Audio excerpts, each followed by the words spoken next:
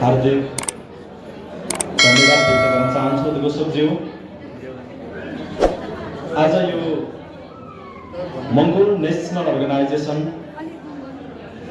जिल्ला सभा चितवनको तेस्रो ऐतिहासिक जिल्ला अधिवेशन यस घोषणा सभा कार्यक्रमका सभाध्यक्षज्यू, यस कार्यक्रमका प्रमुख अतिथि तथा मङ्गोल नेसनल अर्गनाइजेसन केन्द्रीय सभाका सचिव सन्तोष तामाङज्यू, विशिष्ट अतिथि संगठनका केन्द्रीय सर्वोच्च सभाका सदस्य शानबहादुर मेचेज्यू, श्याम लिम्बुज्यू, यसै गरी ड्यासमा आसन ग्रहण गरेर बसिराख्नुभएका केन्द्रीय सभाका सदस्यज्यूहरू, विभिन्न प्रदेश सभाको अध्यक्षज्यूहरू, प्रदेश सभाको प्रतिनिधि साथीहरू, विभिन्न जिल्ला सभाहरूबाट आउनुभएका जिल्ला सभाका पदाधिकारी प्रतिनिधि, त्यसै गरी यो संगठनको तेस्रो चितवन जिल्ला अधिवेशन यो घोषणा सभा कार्यक्रमलाई सम्पन्न पार्नको निमित्त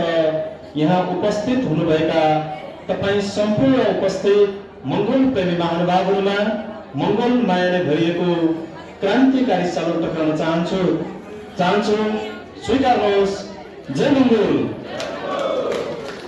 पक्कै पनि धेरै कुराहरू आइसकेको छ, समयको पाबन्दी छ।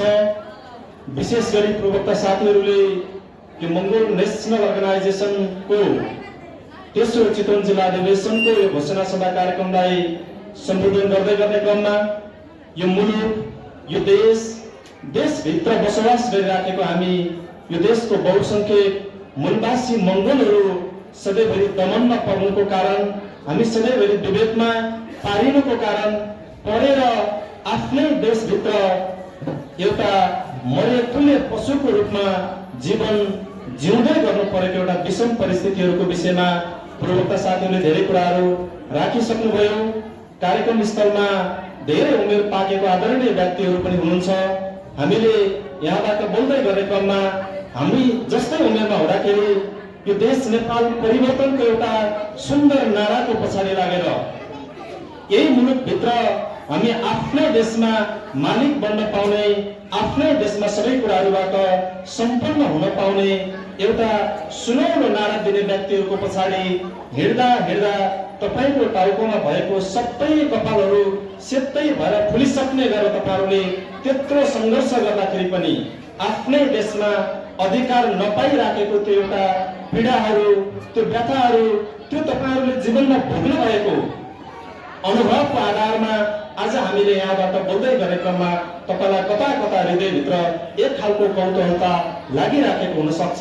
मैले मेरो आफ्नो जीवन कुर्बान गरिसके यो देश परिवर्तनको निमित्त हाम्रो आउने भावी सन्ततिहरूको एउटा राम्रो सुनिश्चित भविष्य आफ्नै मुलुकमा बनाउनु पर्छ भनेर हिजोको युवा अवस्थाबाट प्रौढ उमेर हुँदै आज वृद्ध अवस्थामा आइपुग्ने बेलासम्म मैले कैयौं त्यो खालको चुनौतीको पहाडहरू चढ्ने कोसिस गरेँ। धेरैवटा आन्दोलन, जनआन्दोलनहरूमा पनि सहभागी भएँ। हाम्रो पालामा त परिवर्तन भएन भने अब यो तरिकाले कहिले होला भन्ने खालको हृदयभित्र एउटा खालको चाहिँ कौतूहलता तपाईँमा हुन सक्छ। त यो देश परिवर्तन गर्ने कुरा, समाज परिवर्तन गर्ने कुरा र तपाईँ हामीले हाम्रो आफ्नै देशभित्र अधिकार पाउने कुरा भनेको चाहिँ यो देशको नेतृत्व पङ्क्तिमा पुग्ने व्यक्तिहरू अथवा यो देश नेपालको नेतृत्व सम्हाल्न पुगेका देशका शासकहरू हिजो कस्तो परिवेशमा जन्मिए, कस्तो पारिवारिक वातावरणमा हुर्किए र कस्तो खालको संस्कार प्राप्त गरेर आज देशको नेतृत्व लिइराखेको छ भन्ने कुरा चाहिँ बढी महत्त्वपूर्ण हुन आउँदो रहेछ। यो देश नेपाल मात्रै होइन, हामी संसारको कैयौं विकसित मुलुकहरूको इतिहासको पानाहरू पल्टाएर हेर्यौं भने त्यो संसारको कुनै पनि देशहरू एउटा जादुको छडी समातेको भरमा चमत्कारिक रूपमा परिवर्तन भएको त्यो चाहिँ संसारको कुनै पनि देशको त्यो खालको इतिहास छैन। त्यो देश बनिनको निमित्त त्यो देशको जनताहरूले आफ्नै मुलुकमा रोजीरोटी रोजगारी प्राप्त गर्न पाउन सक्नुको एउटा जुन पछाडिको मूलभूत कारण भनेको त्यो देशको नेतृत्व सम्हाल्नको निमित्त सत्तामा पुगेका व्यक्तिहरू हिजो जन्मिने बेलामा उसले राम्रो वातावरणमा हुर्किन पायो, राम्रै वातावरणमा जन्मियो र उसले प्राप्त गरेको संस्कार भनेको अघि नै पूर्वका साथीले जोड्दै हुनुहुन्थ्यो कि आज देश नबन्नुको कारण आज मङ्गोल नेसनल अर्गनाइजेसनले नेपालमा सिकाउन खोजेको कुरा चाहिँ के हो भन्दाखेरि हामीले सधैँभरि लिन मात्रै खोज्ने, आफूलाई भए सबै कुरा हुने, आफूलाई नभए कसैलाई नहुने जुन एक खालको संस्कार बोकेका नस्लीय चिन्तन बोकेर यो देशको नेतृत्व सम्हालिराखेको जुन 20% हिन्दू आर्य ब्राह्मण क्षेत्रीहरूको विषयमा चाहिँ अघि पूर्वका साथीहरूले धेरै कुराहरू राख्नुभयो। आज देश किन बनेन त भन्दा सधैँभरि लिन मात्रै जान्ने, लिन मात्रै सिकाउने, दिन भनेपछि कहिल्यै नसिकाउने संस्कारमा रोमलिएको, त्यो संस्कारमा जन्मी हुर्किएको बढेको र पढेको व्यक्तिहरूको हातमा यो देशको सत्ता परेको कारणले गर्दाखेरि आजसम्म तपाईँ हाम्रो हातमा यो मुलुकको सत्ता, यो मुलुकको शासन व्यवस्था नआएको कारणले गर्दाखेरि हाम्रो बाजेहरू बित्नुभयो, बुवाहरू पनि बित्नु पुगिसक्नुभयो। हामी पनि आफ्नै मुलुकमा यो देशमा हामी जन्मिने बेलामा पनि रोजगारीको चपेटामा जन्मियौँ, जन्मिँदाखेरि पनि टाउकोमा ऋण बोकेर जन्मियौँ। अब हामी हुर्केर यो उमेरमा आइपुग्दै गरेको क्रममा नि आफ्नो टाउकोमा लागेको ऋणलाई चुकाउनको निमित्त अर्काको देशमा पसिना बगाउनु पर्ने एउटा स्थितिमा चाहिँ हामी किन आइपुग्यौँ त भन्दा यसको पछाडिको मूलभूत कारण भनेको देशको आजसम्मको नेतृत्व भनेको चाहिँ त्यो खालको कुसंस्कारमा हुर्किएका व्यक्तिहरू जीवनभर आफूले मात्रै प्राप्त गर्न पाए हुन्थ्यो, अरूलाई केही दिनु नपरे हुन्थ्यो भन्ने संस्कार बोकेर सत्तामा बसेको मान्छेहरूको कारणले गर्दाखेरि चाहिँ आजसम्म हामीले त्यो कुरा प्राप्त गर्न सकेनौँ। यस कारणले गर्दाखेरि यो संगठनको फाउन्डर प्रेसिडेन्ट महामानव डाक्टर गोपाल गुरुङज्यूले नेपालको समग्र भूगोललाई अध्ययन गरेर हेरिसक्नु भए पछाडि नेपालमा हामी बसोबास गर्ने सबै नागरिकहरूको तहबाट नागरिकहरूको अभाव र उसको आवश्यकतालाई अध्ययन गरिसक्नु भए पछाडि उहाँले अन्तिममा निकाल्नु भएको निष्कर्ष भनेको चाहिँ यो देश नेपालको परिवर्तन र यसको विकास सँगसँगै देशको जनताहरू आफ्नै देशमा अधिकार सम्पन्न भएर बाँच्न सक्ने परिवेश निर्माण गर्नको निमित्त देशको सबै नागरिकहरूको चेतनामा चाहिँ राजनैतिक चेतना हुनु चाहिँ अनिवार्य रहेछ भन्ने कुरा चाहिँ डाक्टर गोपाल गुरुङज्यूले अन्तिम निष्कर्षको रूपमा निकाल्नु भयो। हामीले धेरै सङ्घर्ष गर्यौँ। हिजोको दिनमा हामी गाउँघरमा अधिकार नपाउँदा हामी सक्षम बन्न नसक्दाखेरि मान्छेले हामीलाई आरोप के लगाउँथ्यो, उनीहरूले हामीलाई के भनिदिन्थ्यो भन्दा गुरुङ मगर तामाङहरू, राई लिम्बू शेर्पा कोसेमेजी दिमाल थारू दनुवार सुनवारहरू भनेको मङ्गोल नस्लको मान्छेहरू पढ्दैन, बाहुन छेत्रीले जतिको चाहिँ पढ्ने एउटा खालको हिम्मत जुटाउँदैन, साहस राख्दैन, विविध कुराहरू हामीलाई सुनाउँथ्यो। पक्कै पनि त्यही नै होला, हामी नपढेको कारणले, अशिक्षित भएको कारणले पछाडि परेछौँ क्यारे भनेर हाम्रो अघिल्लो जेनेरेसनबाट हुँदै गर्दा आज हाम्रो पुस्तामा आइपुग्ने क्रममा पनि हामीले धेरै अध्ययन गर्ने एउटा चाहिँ परिवेश निर्माण गर्यौँ। शिक्षित हुने बाटोमा हामी धेरै लाग्यौँ।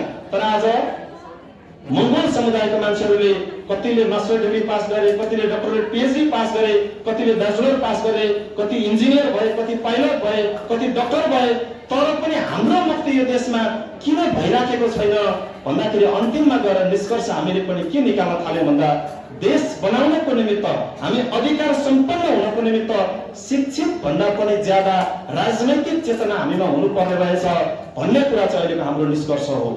यस कारणले गर्दाखेरि हामीले अब घमण्ड गर्नु हुँदैन यो विषयमा। म पढे लेखेको मान्छे, मैले जतिको कसैले जानेको छैन। हामी आफ्नै मङ्गोल दाजुभाइ भित्र पनि म पढे लेखेको, त्यसले जाँड खान्छ, त्यसले रक्सी खान्छ, त्यो मतवादी भयो, यस कारणले उसले कुरा बुझ्न सकेन भन्ने कुराहरू भनेको यो चाहिँ प्राथमिक कुरा होइन। यो भनेको पछिल्लो कुराहरू हुन्। प्राथमिक कुरा चाहिँ के हो भन्दाखेरि हामीले सबैले स्कुल कलेज पढ्ने बेलामा पढेर आएको अलमोस्ट आइन्स्टाइनको कुरा त हामी सबैले स्कुलमा पढेर आएको। अल्बर्ट आइन्स्टाइन जतिको शिक्षित व्यक्ति, बौद्धिक व्यक्ति त हामी बन्ने अभ्यासमा छौँ, सङ्घर्षमा छौँ।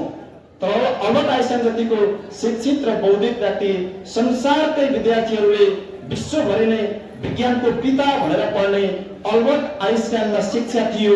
राजनैतिक चेतना नभएको कारणले गर्दाखेरि जर्मनबाट हिटलरले लात दिएर खेले पछाडि अर्काको देशमा गएर जीवनभर उसले चाहिँ निर्वासित जीवन जिउनु पर्ने एउटा परिवेश सिर्जना भएर गयो। यसले के देखायो, यसले के प्रमाणित गर्यो त भन्दा उसको शिक्षा भन्दा पनि ठुलो चाहिँ राजनैतिक चेतना रहेछ। राजनीतिभित्र हामीले स्वामित्व लिनुपर्ने रहेछ। राजनीतिमा हाम्रो, पोलिटिक्समा हाम्रो एउटा खालको ओनरसिप हुन जरुरी रहेछ भन्ने कुरा चाहिँ त्यो विगतको इतिहासले पनि देखाउँदै ल्यायो। यसैको निमित्त यो संगठनको फाउन्डर प्रेसिडेन्ट महामानव डाक्टर गोपाल गुरुङज्यूले चाहिँ हामी नेपालको बहुसंख्यक 80% मूलवासी मंगोलहरूलाई चाहिँ राजनैतिक रूपमा चेतनशील बनाउनको निमित्त उहाँले आफ्नो एउटा जीवन नै समर्पण गरिदिएर आज राजनैतिक रूपमा चेतना भरिदिनु भएको कारणले गर्दाखेरि हामी कोबाट ठगिएका रहेछौँ, हामी के रहेछौँ, हामीले प्राप्त गर्नुपर्ने कुरा के हो भन्ने विषयमा हामीलाई चाहिँ एउटा खालको चेतना आएको कारणले हाम्रो गुमेको हक, अधिकार, अस्तित्व र नेपाल बनाउने कुराको एउटा सङ्कल्पसहित यो कार्यक्रमहरू गर्न सक्ने एउटा स्थितिमा चाहिँ हामी आइपुगेका छौँ। यही कुरालाई मध्यनजर गर्दै संगठनको फाउन्डर प्रेसिडेन्ट महामानव डाक्टर गोपाल गञ्जुले यो देशको बहुसंख्यक मूलवासी मंगोलहरूसहित यो देशकै भविष्यको चिन्ता गरेर यो देश बनिएको निमित्त बनाउनको निमित्त के गर्नुपर्छ भन्दा राजनैतिक रूपमा चेतनशील भइसके पछाडि संविधानलाई हतियारको रूपमा प्रयोग गरेर देश परिवर्तन गराउनु पर्छ भन्ने उहाँको एक खालको बुझाइ थियो। यस कारणले गर्दाखेरि मुलुक हिजोसम्म जति बेलासम्म देशमा लोकतान्त्रिक संविधान आएको थिएन, जति बेलासम्म देशमा धर्मनिरपेक्षताको नाराहरूले एउटा खालको बुलन्द आवाज प्राप्त गर्न सकेको थिएन, जति बेलासम्म देशमा प्रान्तीयताका नाराहरू जनताको मनमा मस्तिष्कमा पुगेको थिएन, जति बेला देशमा लोकतान्त्रिक संविधान आउनु भन्दा पूर्वको नेपालको अवस्था भनेको यो देश नेपालको राष्ट्र प्रमुख कसलाई बनाउने भन्ने निर्णय तपाईँ जनताको हातमा हुँदैन थियो। यो देशको लगान, यो देशको राज्य प्रमुख कसलाई बनाउने भनेर निर्णय गर्ने अधिकार चाहिँ सीमित व्यक्तिको हातमा हुन्थ्यो। संविधानभित्र नै त्यो कुरा व्यवस्था गरेर राखिदिएको हुन्थ्यो। तर डाक्टर गोपाल गञ्जुले उहाँको आफ्नो जीवन समर्पण, उहाँले जीवन भर गर्नुभएको त्याग, तपस्या, बलिदान र सङ्घर्षको कारणले गर्दाखेरि स्थापित भएको लोकतान्त्रिक संविधानको अहिलेको चाहिँ प्रस्तावनाभित्र उनले के लेखिदियो त अहिले नेपालमा भन्दाखेरि नेपालको राष्ट्र प्रमुख बन्न सक्ने सार्वभौम सत्ता चाहिँ त्यो को माथि निहित हुन्छ भन्दा नेपाली जनताको छोरा अथवा छोरीमाथि त्यो निहित हुनेछ भनेर त्यो संविधान परिमार्जित भएर आइसकेको अवस्था छ।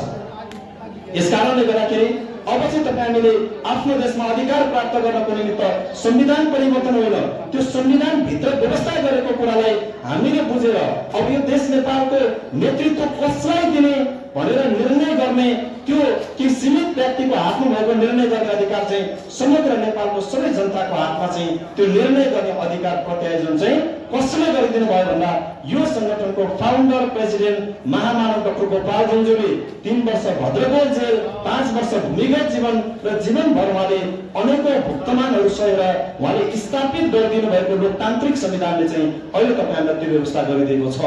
अब यो देशमा कसलाई प्रधानमन्त्री बनाउने, कसलाई सांसद निर्वाचित गरेर पठाउने भन्ने त्यो सबै अधिकार तपाईले जनताको हातमा छ। तर हामीले जुन दिनसम्म देशको संविधानले व्यवस्था गरेर हामीलाई दिएको जुन एउटा विशेष अधिकार छ, यो अधिकारलाई हामीले बुझेर सही ठाउँमा मत हाल्न नसकुन्जेलसम्म हाम्रो अवस्था यस्ताको यस्तै वर्ष हामीले हिजो 2007 सालदेखि आज 2080 सालको झन्डै 7 वर्षको लामो इतिहासलाई हामीले पल्टाएर हेर्यौं भने हिजोदेखि आजसम्म देश परिवर्तन हुन नसक्नुको मूल कारण भनेको आन्दोलन नभएर जनताले सङ्घर्ष नगरेको कारणले होइन। जनताले सङ्घर्ष पनि गरे, आन्दोलन पनि भए, विद्रोह पनि भए, तर देश चाहिँ परिवर्तन किन भएन त भन्दा संविधानले प्रत्यायोजन गरेर दिएको विशेष अधिकार चाहिँ त्यो विशेष गरी नेपालको बहुसंख्यक मंगोल जनताहरूलाई अलिकति अधिकार सम्पन्न बनाउन सकिन्छ भन्ने हिसाबले आएको संविधानको व्याख्या र विश्लेषण तपाई हामीले आजसम्म बुझ्न नसकेको कारणले गर्दाखेरि चाहिँ हामी अझै पनि ठगिराखेका छौं, अझै पनि लुटिराखेका छौं। यस कारणले गर्दाखेरि पनि म सम्पूर्ण यो चितवन जिल्लाको तेस्रो अधिवेशन घोषणा सभा कार्यक्रममा उपस्थित हुनुभएको सम्पूर्ण आदरणीय उपस्थित महानुभावहरूप्रति म अपील गर्न चाहन्छु। अब यो देश परिवर्तनको कुरा बाहुन क्षेत्रलाई त धेरै गाह्रो छ, हेर्नुहोस् हामीलाई केही पनि गाह्रो छैन।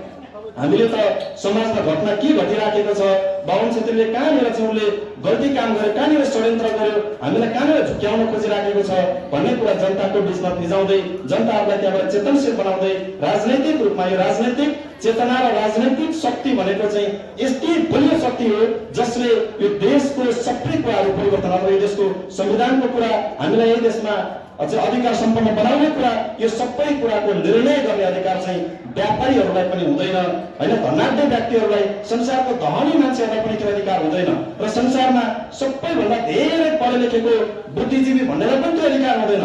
त्यो के गर्ने भन्ने अथवा कसरी लाने भन्ने कुरा चाहिँ त्यो राजनीति गर्ने राजनीतिक कर्मीको हातमा चाहिँ त्यो अधिकार हुन्छ।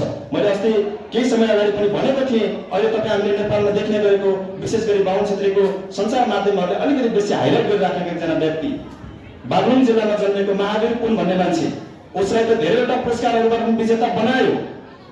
विजेता मात्रै बनाएन, उनीहरूले हाइलाइट पनि गरिराखेको छ, कुन हिसाबले गरिराखेको छ भन्ने कुरा तपाईँ हामीले अब त्यसलाई बिस्तारै त्यसको गहिरो अध्ययन अनुसन्धान गर्न जरुरी छ।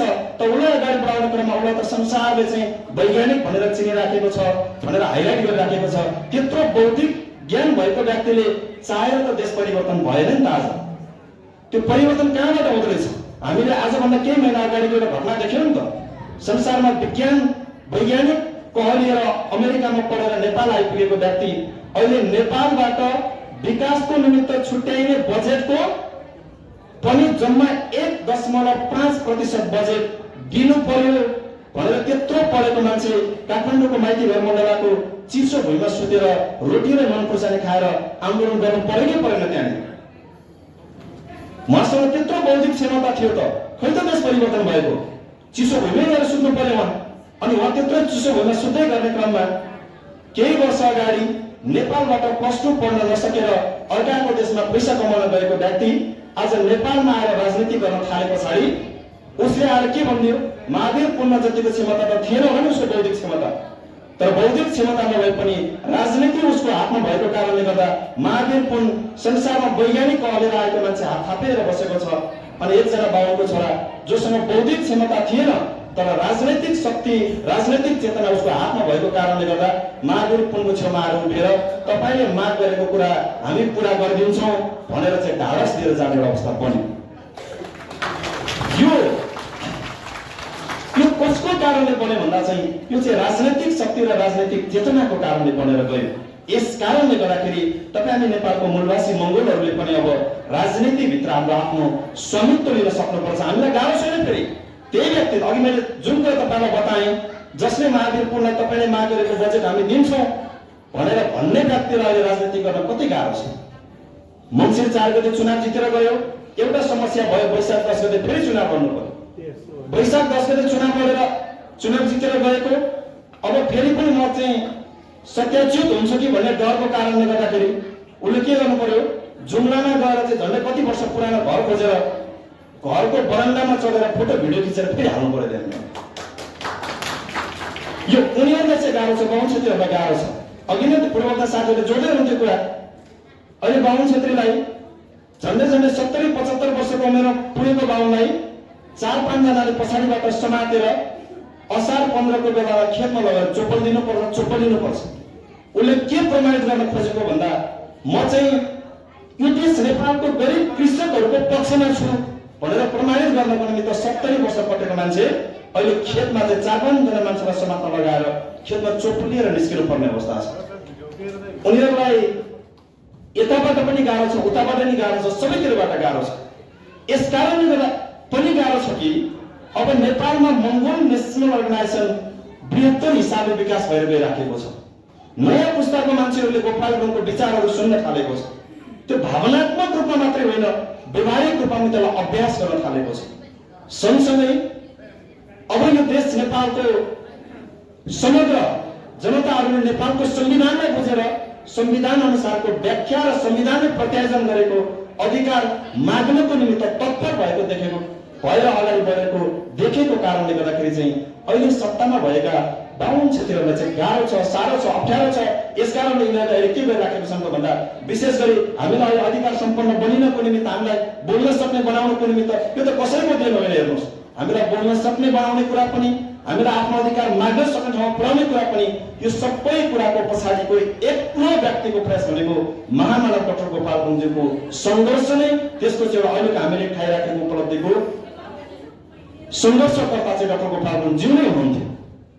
हिजोको उहाँले गर्नुभएको सङ्घर्षको कारणले हामी बोल्न सक्ने हिँड्न सक्ने मान्छेहरूले गाउँघरमा गएर बहस गऱ्यो भने पैरवी गऱ्यो भने मान्छेको मनभित्र एउटा हृदयमा के हुँदो रहेछ भन्दा होइन अहिलेको नेपालमा कांग्रेसले पनि दुःख दिएकै हो, एमाले पनि दुःख दिएकै हो, माओवादीले पनि दुःख दिएकै हो, तर दिँदै गर्नेको माने कमसेकम माओवादीले चाहिँ नेपालको जनताहरूलाई यतिको बोल्न सक्ने चाहिँ बनाएर गइदियो भनेर माओवादीलाई चाहिँ त्यसको जस त्यसको क्रेडिट दिइराखेको अवस्था छ। यो माओवादीले बोल्न सक्ने बनाएको कदापि होइन।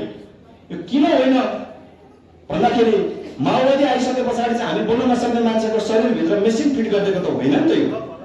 यो भएको चाहिँ के हो भन्दा माओवादीको उदय हुने बेलामा चाहिँ नेपालमा लोकतन्त्र स्थापित हुँदै थियो, यस कारणले बोल्न सक्ने भयो। यो बोल्ने अधिकार त लोकतन्त्रले दियो भने माओवादीले हो र होइन नि? हामी बोल्न जान्दैन थियौँ होला र? आज करिब करिब 60 वर्षको मेरो पुगेको गुण मगर तामाङ राईको शेर्पाहरू मजाले भाषण गर्न सक्छ, बोल्न सकिराख्नु भएको छ। अनि त्यही मान्छेहरू युवा अवस्थामा उहाँ चाहिँ 2035-40 सालमा बोल्न जान्नु भएन, आज 2080 सालमा किन बोल्न सकिराख्नु भएको छ भन्दाखेरि त्यो माओवादीले मेसिन फिट गरिदिएको होइन। हिजो उहाँहरूको उमेरको समयमा जति बेलासम्म देशमा लोकतन्त्र आएको थिएन त्यति बेलासम्म राजतन्त्रात्मक व्यवस्था थियो। तपाईलाई मन लागेको कुरा बोल्न पाइँदैन थियो। यहाँनिर शासकले भनेको कुरा तपाईले बोलिदिनु पर्ने अवस्था थियो। यस कारणले तपाईँ हामीले बोल्न सकेनौँ। आज देशमा लोकतन्त्र आयो, यो लोकतन्त्रले हामीलाई बोल्न सक्ने पनि बनायो। बोल्ने सँगसँगै हाम्रो खोजिएको अधिकार प्राप्त गर्नको निमित्त हामी राजनैतिक दल बनाएर अगाडि बढ्छौँ भनेर अगाडि बढ्ने अधिकार पनि प्रत्यायोजन भएको कारणले गर्दाखेरि चाहिँ आज देशमा बाहुन क्षेत्रीहरूको निमित्त चाहिँ अहिलेको देशको संविधान पनि गाह्रो भइराखेको छ। सँगसँगै मङ्गोल नेसनल नायसन्त उनीहरूको निमित्त त हिजो डाक्टर गोपाल गुरुङले काउसो भएको आजसम्म पनि उनीहरूलाई काउसो नै भइराखेको अवस्था छ। यस कारणले गर्दाखेरि अब तपाईँ हामीले के कुरा चाहिँ बुझ्न जरुरी छ भन्दा आजको यो दिनमा उभिँदै गर्दाखेरि अब यो देश नेपालको भविष्य र सँगसँगै नेपालको हामी समग्र जनताहरूको भविष्य चाहिँ मङ्गोल नेसनल अर्गनाइजेसन र लोकतन्त्र धर्मनिरपेक्ष प्रान्तीय सहित स्थापित भएको यो संविधानमा मात्रै तपाईँ हाम्रो भविष्य छ, तपाईँ हाम्रो प्राण छ। यो कुरालाई जोगाउन सक्यो भने मात्रै डाक्टर गोपाल गुरुङज्यूले भद्रकोट जेलबाट स्थापित गरेर ल्याइदिनु भएको यही खुकुरी ताराङ्कित झण्डा, रातो नीलो रङमा त्यो कलममा भएको झण्डा, चुनाव चिन्ह कुखुराको भाले, मङ्गोल नेसनल अर्गनाइजेसन र नेपालमा डाक्टर गोपाल गुरुङज्यूले त्यति लामो सङ्घर्ष गरेर स्थापित गरिदिनु भएको यही लोकतन्त्र धर्मनिरपेक्ष र प्रान्तीयता यति जोगाएर अगाडि बढाउन सक्यौँ भने तपाईँ हाम्रो मात्रै होइन आउने पुस्तौं पुस्ता सन्ततिहरूको भविष्य हाम्रै मुलुकमा उज्जवल हुन सम्भव छ। यस कारणले गर्दाखेरि यसको निमित्त चाहिँ तपाईहरु सबैजनाले अघि पूर्वका साथीहरूले पनि धेरै जोडिसक्नुभयो। आज हामी यो चितवन जिल्लाको तेस्रो जिल्ला अधिवेशन सम्पन्न गर्दैछौँ। यो अधिवेशन भनेको केवल नेतृत्व परिवर्तन मात्रै होइन, बाहुन क्षेत्री भित्रबाट अभ्यास गरेर निर्वाचन जितेर हामी त्यस अभ्यासबाट अनुभवबाट खारिएर देश सञ्चालन गर्न पहिलो ठाउँमा पुग्नु पर्ने अवस्थामा त्यो त अहिलेसम्म शासकहरूले हुन दिएको छैन। तैपनि हामीले संगठनको अभ्यासबाट नै यो अनुभवबाट नै यो देश नेपाललाई हाँक्न सक्ने बनाउन सक्ने एउटा सक्षम नेतृत्व तयार गर्नको निमित्त नै यो संगठनको अधिवेशनहरूबाट चाहिँ त्यो खालको मान्छेहरू फिल्टर हुँदै हुँदै राम्रो मान्छेहरू सम्हाल्न सक्ने मान्छेहरूले अझै एक स्टेप अथवा एक फुर्किलो अगाडि बढेर काम गर्ने, अलि नसक्ने मान्छेहरू फेरि अभ्यास गर्ने, त्यही हिसाबले जाने यो अधिवेशनको प्रक्रिया भनेको। यस कारणले गर्दाखेरि पनि विशेष गरी यो मङ्गोल नेसनल अर्गनाइजेसन जिल्ला सभा चितवनको हकमा 2075 सालमा पहिलो जिल्ला अधिवेशन, 2077 सालमा दोस्रो हुँदै आज 2080 सालमा तेस्रो जिल्ला अधिवेशन सम्पन्न हुँदै गर्ने क्रममा यो कुरा त स्पष्ट रूपमा यहाँलाई सबैलाई थाहा छ। विशेष गरी संगठनमा अलिक पहिलादेखि जोडिने चितवन जिल्लामा जोडिने हुने साथीहरूलाई हिजो 75 सालमा पहिलो जिल्ला अधिवेशन हुँदाखेरि झन्डै 50 जना भन्दा पनि बढी सदस्यहरू हुनुहुन्थ्यो। दोस्रो जिल्ला अधिवेशनमा आइपुग्ने बेलामा 75 सालमा जोडिनु भएको धेरै साथीहरू फिल्टर भएर थोरै साथीहरू बचेर आउनुभयो। त्यो किन त्यस्तो भयो त भन्दा यो नेतृत्व सम्हाल्ने कुरा हो, यो देश बनाउने कुरा हो। जो पाए त्यसले यो लोक गरेर हुने कुरा त होइन नि त्यो कुरा त। यस कारणले गर्दाखेरि लोक गर्ने मान्छेलाई फेरि हामीले समर्थन पनि गर्नु हुँदैन। यो भनेको त नितान्त निस्वार्थ भावनाबाट लिन होइन दिन सिक्ने, दिन जान्ने व्यक्तिहरूलाई अगाडि बढाउँदै सत्तामा पुर्याउन सक्यौँ भने मात्र बल्ल चाहिँ यो देश पनि परिवर्तन हुन्छ, तपाईहामीले पनि अधिकार पाउन सक्छौँ। यस कारणले गर्दाखेरि चितवन जिल्लाको इतिहासमा हिजो 2075 सालबाट आज 2080 झन्डै यो 5 वर्षको दौरानमा नेतृत्व सम्हाल्दै आइराख्नु भएको चितवन जिल्लाको जो पुरानो योभन्दा अघिल्लो कार्यकालको साथीहरू हुनुहुन्थ्यो, उहाँहरूले तपाईँलाई यहाँसम्म आइपुग्नको निमित्त हिजो चितवनको पहिलो जिल्ला अधिवेशन गरेर यो माहौल थिएन। आज तेस्रो जिल्ला अधिवेशनसम्म आइपुग्दै गर्ने क्रममा यो माहौल निर्माण भयो, निर्वाचनहरू लड्ने कुराहरू भयो।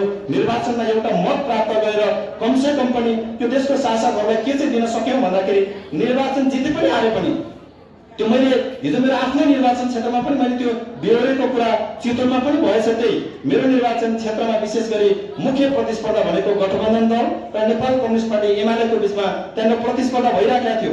भोट गरेर बीचमा त्यो निर्वाचन अधिकृतले चाहिँ फलानु पार्टीको यति भोट, अर्को पार्टीको यति भोट भनेर सुनाउँदै गर्ने क्रममा गठबन्धनको यति भोट भन्दाखेरि एमालेको टाउको दुख्दैन थियो, एमाले आनन्दले सुनेर बस्थ्यो।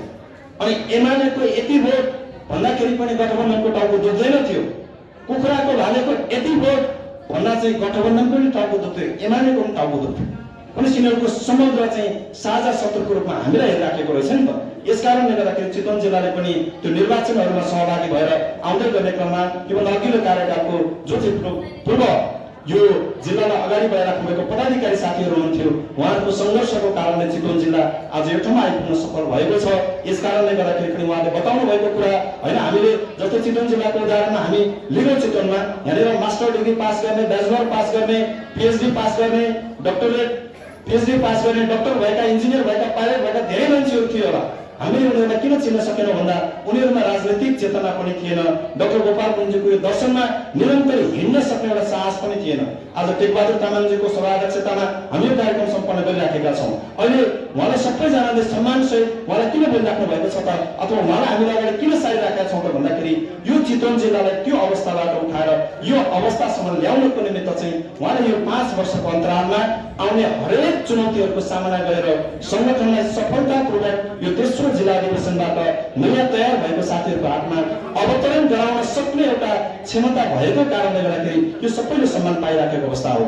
यसकारणले गर्दाखेरि म सम्पूर्ण यो चितवन जिल्लामा आज तेस्रो जिल्ला अधिवेशनको घोषणा सभाबाट निर्वाचित हुनुभएको सम्पूर्ण निर्वाचित पदाधिकारीज्यूहरूलाई पनि मेरो विशेष शुभकामना।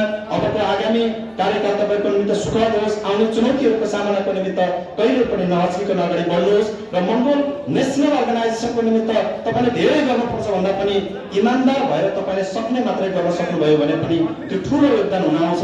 यसकारणले गर्दाखेरि यसलाई हमेसा ख्याल गरेर पूर्व यो चाहिँ चितवन जिल्लाको हकमा यो अघिल्लो कार्यकाल सफलतापूर्वक सक्नुभएको साथीहरूसँग सरसल्लाह गरेर कसरी लिएर जाने, के गर्ने, किनभने उहाँले त विभिन्न चुनौतीहरूको सामना गरिसक्नुभयो। त्यही सामना तपाईँहरूले गर्नुपर्ने दिन आजैबाट सुरुवात भयो।